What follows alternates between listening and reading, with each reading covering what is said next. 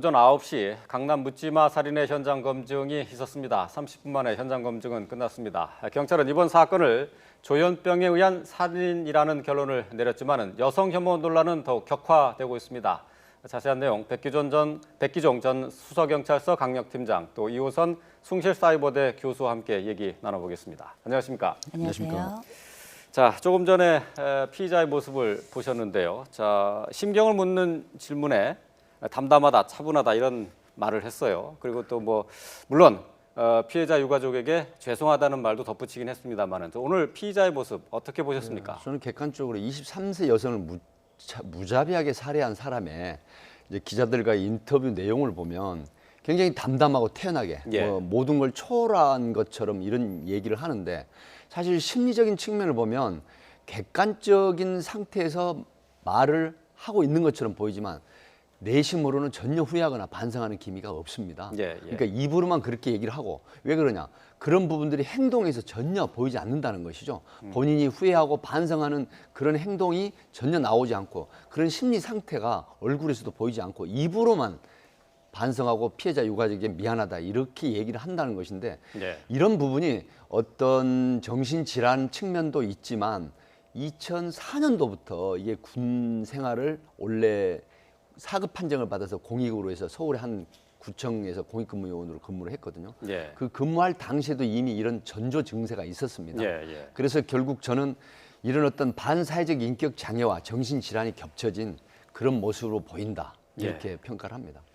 자, 피해자 여성에게 개인적인 감정은 없다. 그냥 미안하다. 이렇게 얘기를 했어요. 근데 대단히 좀 차분하게 말을 하거든요. 좀 보시는 입장에서 어떻게 느끼셨습니까? 마치 그 인터뷰를 하는 게 그 범죄자 혹은 피의자로서가 아니라 담당 형사가 인터뷰를 하는 것 같은 인상을 예. 좀 받았죠. 예. 말투도 굉장히 안정적이고 그리고 되게 형사들이 사용하는 그 전형적인 진술 단어들을 그대로 사용하고 있다 예. 이런 생각을 주는데 거기서 느끼는 건 뭐냐면 일단 두 가지입니다. 하나는 뭐냐면 무감각과 무감정 이 두 가지라고 예. 저는 이제 보고 있는데 결국 지금 이번 사건을 경찰 측에서는 조현병 우리가 과거에는 정신분열이라고 불렀던 조현병에 의한 살인 사건이다 이렇게 결론을 내리고 있잖아요. 이 살인 사건이 사실상 조현병에 의한 것이라고 저는 좀 크게 보는 편이긴 한데 거기에는 몇 가지 이유가 있는데 조현병이라는 병 자체가 굉장히 감정적으로 연민이 없고요. 또 예. 무감각하고 그 반응을 하면서 실질적으로 내가 이 사건을 벌였는지 또 벌인 것에 대해서도 찔렀을 때도 마찬가지고 그 이후에 인터뷰를 할 때에도 거의 감각을 없었을 것이라고 저는 판단을 지금 하고 있고요. 예. 그러니까 지금 이렇게 볼 때는 어떻게 저렇게 잔인한 일을 하고 저렇게 태연하게 있을 수 있나? 이거는 조현병 환자들에게 있어서는 가끔씩 우리가 현장에서 많이 발생하는 사건이고 이 사건에 대해서 발생하는 반응이다 이렇게 보시면 될 것 같고요. 예. 다만 이제 이런 이야기를 할 때 이 부분이 이제 그 갑작스럽게 발생한 것이 아니라 지금 그 서초경찰서에서 나온 그 브리핑 내용을 보니까 보도 자료를 보니까 어렸을 때부터 부모님과의 관계도 그렇게 대화가 많지 않았고 또 청소년기에는 앉았다 일어섰다 하는 반응들을 끊임없이 보였다 그래요. 네. 그 정서적 불안이 사실은 여러 신경증하고 많이 연결되는 지점이 그때부터 보였던 거고 또 백기종 팀장님 말씀하시는 걸 들어볼 때는 공익 활동을 할 때도 그랬던 걸 보면 예. 이런 부분은 급성이 아니라 만성이었다고 저는 보고 있습니다. 자, 경찰은 시종일관 이 사건을 조현병에 의한 살인 사건으로 결론을 내리고 있습니다. 자, 조현병으로 보는 이유가 어디에 있습니까? 사실 그 출근길에 예. 여자가 나를 천천히 걸어서 나를 지각하도록 유도를 했다. 예. 그다음에 이제 여성들끼리 이야기를 하는데 마치 본인의 욕을 하는 것처럼 험담을 한다. 예. 이런 행태. 그리고 예를 들어서 서초동 그 현장에서 가까운 곳에서 식당 일을 하는데 그 1년간 쉬지 않은 그런 게 이제 조사가 됐지 않습니까? 그렇다고 하면 위생 상태가 불결한 그런 측면이 있어서 예. 결국은 식당 주방 보조로 변경을 하는데 이것도 여성이 나를 음해해서 예. 이렇게 불이익을 받았다라는 이런 측면들이 이제 확장돼서 계속 타켓이 여성 본인이 생각하는 여성이 계속 어떤 타켓 내가 보복을 해야 될 범죄 대상으로 커지는 것이죠. 예. 그런 측면에서 결국은 여성을 상대로 그러니까 이 범죄 현장에서 6명의 남성들을 그냥 보내고 1시간 반 동안 대기하고 있다가 이제 23세 된 여성이 들어오니까 범행을 했단 말이죠. 이런 측면 때문에 결국은 범인이 여성을 상대로 한 여성 혐오 범죄 아니냐라고 하지만 예. 프로파일러 5명이 들어가서 5사람이 들어가서 또 범죄 심리 분석을 해본 결과라든가 그다음에 전조 증세 이런 것들이 결국은 어떤 계층이 한정된 여성을 차별하거나 폄하하거나 증오해서 한 범죄가 아니고 정신질환에 의한 범죄다라고 결론을 내린 근거들입니다. 예. 그런데 이 그 피해 망상의 형태가 여성으로 일관되게 이렇게 향하고 있거든요. 네. 그렇기 때문에 그 여성 혐오 범죄다 이런 주장이 계속 끊이지 않고 있어요. 그러니까 일단은 이 여성 혐오라고 하는 단어를 우리가 조금 좀 자세히 예. 좀 살펴볼 필요가 있는데요. 어떤 범죄가 발생할 때 그게 일련의 정신질환에 의한 것이냐, 아니면 뭐 전적으로 여성 혐오에 의한 것이냐, 이 둘 간의 경계를 긋기라는 게 굉장히 어렵습니다. 예. 왜냐하면 우리가 어떤 병력이 있다 하더라도 그 병력이라는 것은 개인이 가지고 있는 사회적 환경 그리고 그 성장 이런 모든 것들이 그 안에 다 녹아들어 있는 상태이고 예. 실제 그런 게 녹아 있다 그래서 반드시 또 범죄로 이어지는 건 아니거든요. 예, 예. 그래서 어떤 것이다 라고 정확하게 판가름할 수는 없습니다만 예. 한 가지 분명한 거는 지금 현재 그 여성 혐오에 관련된 이야기가 나오는 과정에 그러면 과연 이번 범죄는 여성 혐오와 무관하냐 또 딱히 그렇게 말을 할 수는 또 없어요. 예. 왜냐하면 실질적으로 이번 사건이 일어났을 때 남자들은 다 6명을 그냥 지나보내고 그 다음에 나타났던 여성을 대상으로 범죄를 했고 이 범죄가 일어날 바로 며칠 전에 마침 또 엘리베이터 안에서 한 이제 중학생이 벽돌로 여성을 이제 내리치는 그 사건이 있었는데 예. 놀랍게 범죄의 90% 이상이 그 대상이 여성이 되고 있기 때문에 예. 이런 것들이 단순히 개인적인 어떤 여성을 무조건 타겟으로 한 것이냐 아니면 문화적으로 또 구조적으로 여성이 오랫동안 받아왔던 여러 혐오의 모습들이 이번 사건을 통해서 돌출이 된 거냐. 예. 지금 이게 갑론을박의 핵심이 되고 있는 거죠. 예. 자, 그렇다면은 이 사건이 여성 혐오 범죄로 결론이 나거나 아니면은 조현병에 의한 살인 사건으로 결론이 나거나 이게 차이가 있습니까? 사실 차이가 있죠. 예를 들어서 여성 혐오 범죄라고 한다고 하면 지금 사회 안전망 차원에서 심각한 대응 시스템이 마련이 돼야 되거든요. 예. 특히 정신질환자가 아닌 일반인의 범죄가 여성 혐오를 해서 일으킨 범죄라고 하면 예. 여기에 대한 것은 상당히 심각한 사회적 문제로 대두가 되죠. 하지만 정신질환자의 문제란다고 하면 정신질환에 관련한 어떤 대응 시스템을 갖추면 되고 현재 정신보건법이라든가 관련된 법규가 있습니다. 법적 판단에서는 문제가 없나요? 예, 법적 판단으로는 사실 현실적으로 문제가 없죠. 다만 여성 차별범죄나 혐오 여성 범죄가- 혐오 범죄를 예. 처벌하자. 그래서 국회에서 계속해서 발의를 합니다. 2014년도에도 이제 야당 국회의원이 발의를 했는데 지금 자동 폐기가 됐죠. 곧 예. 지금 국회 19대가 폐회가 되기 때문에. 예. 그래서 이런 문제가 지금 사회적인 어떤 화두로 던져지고 있지만 어쨌든 지금 이 사건은 여성 혐오 범죄는 아니다라는 쪽이 만약에 이게 여성 혐오 범죄로 규정이 된다고 하면 사실 남녀 간의 심각한 특히 20대, 30대 간의 그 문제에 있어서는 상당한 문제로 대두가 됩니다. 네. 그래서 이 부분은 수사를 통해서 명확하게 규정을 할 필요가 있고 물론 그 우리나라 지금 현재 여성들이 사회에서 살아가는 데서 약자라는 측면 또 성차별 이런 게 직장이라든가 사회라든가 여러 곳에서 또 있죠. 특히 생체학적으로 보면 남성이 훨씬 여성보다는 강한 그런 근육질이나 힘을 가지고 있죠. 이런 측면에서 심리적으로 이축이 되지만 이걸 꼭 여성의 혐오 범죄로 규정을 하는 풍조가 좀 늘어나고 있거든요. 예. 그러나 이것은 상당히 지양해야 될 문제고 끝으로 말씀드리면 예, 예. 약자들이라는 여성의 권익 향상이라든가 차별 문제라든가 이건 별도의 문제다. 예. 물론 보완하고 보충을 해야 될 문제지만 이 범죄에 관련해서 여성 혐오 범죄다라고 규정하는 건 굉장히 위험하다고 보는 거예요. 예, 그렇습니까? 그러면 여성 혐오 범죄로 만약에 결론이 난다면 형량이 더 높아지거나 그런 건 없습니까? 여성 혐오 범죄로 한다고 하면 사실 살인죄를 보면 5년 이상 무기 사형에 처할 수 있도록 돼 있거든요. 그렇다고 하면 양형에 있어서 여성을 혐오해서 그다음에 어떤 타겟 삼아 범죄를 했다라고 하면 대법원 그 살인죄가 10년에서 16년이고 가중처벌이 있으면 22년 이상 무기까지 예. 선고를 하고 사형도 가능하죠. 아, 그래서 그렇군요. 예. 그 부분에 대해서 양형이 늘어날 수가 있죠. 예, 지금 이번 사건을 계기로 해가지고 여성 혐오에 대한 얘기가 지금 사회 전반에 많이 확산이 돼 있거든요. 그동안 여성들이 느꼈던 그 불편함이나 차별에 대한 억울함이 그만큼 많았다는 얘기가 될 수 있죠.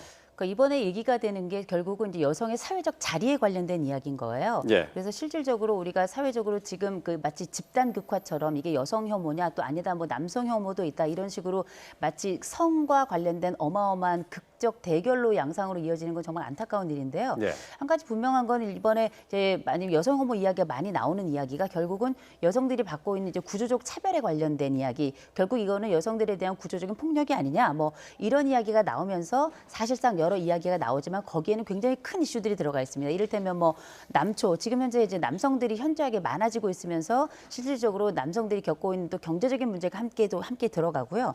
또 하나는 지금 현재 이 경제적인 문제가 조금 더 안쪽으로 쪽으로 들어가 보면 그 빈부격차가 많이 발생하고 거기에 따른 고용 불안정이 오는데 예. 이 고용 불안정에 대한 원인을 어디에서 찾느냐가 되게 중요한데 이제 일부에서는 남성들 예. 중에 일부에서는 이거를 여성들이 우리들의 파일을 차지한다 이렇게 이야기를 하는 아주 일부가 있는데 예. 이 부분이 사실은 피해 의식에서 시작이 그렇죠. 된 거죠. 양쪽의 부분의 극단의 다툼이 어쩌면 지금 사회 전체로 퍼져나가는 것 같아서 예. 이런 부분에 있어서는 다툼의 문제가 아니라 협의하고 협의를 통해서 더 파일을 만들어가는 사회적인 논의가 좀 발생해야 되지 않을까 예. 싶습니다.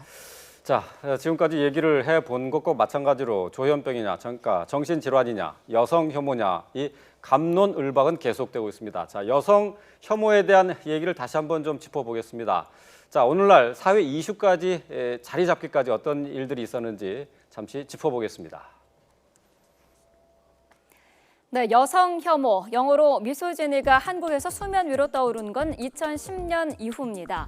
인터넷에서 여성과 이주 노동자 등 소수자에 대한 혐오를 표출하는 일간 베스트 저장소 유저들, 이른바 일베가 생기면서 공론화되기 시작을 했는데요. 한국 여성들이 남자를 돈으로만 본다며 김치녀, 된장녀라고 부르기도 했고요.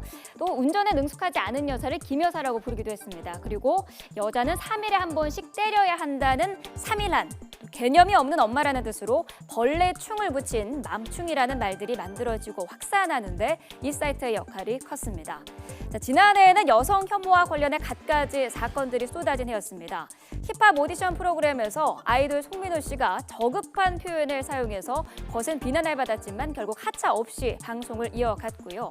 남성지 맥심코리아가 여성 납치 범죄를 연상케 하는 이런 표지 사진을 썼다가 해외로까지 문제가 확산되자 뒤늦게 사과문을 낸 사건도 있었습니다. 자, 개그맨 장동민 씨는 과거 출연했던 팟캐스트에서 했던 발언이 또 뒤늦게 알려지면서 사과 기자회견을 하기도 했죠. 장동민 씨는 여자들은 머리가 멍청해서 남자들한테 안 된다. 참을 수 없는 건 처녀가 아닌 여자다라는 등의 여성 비하 발언을 했었습니다.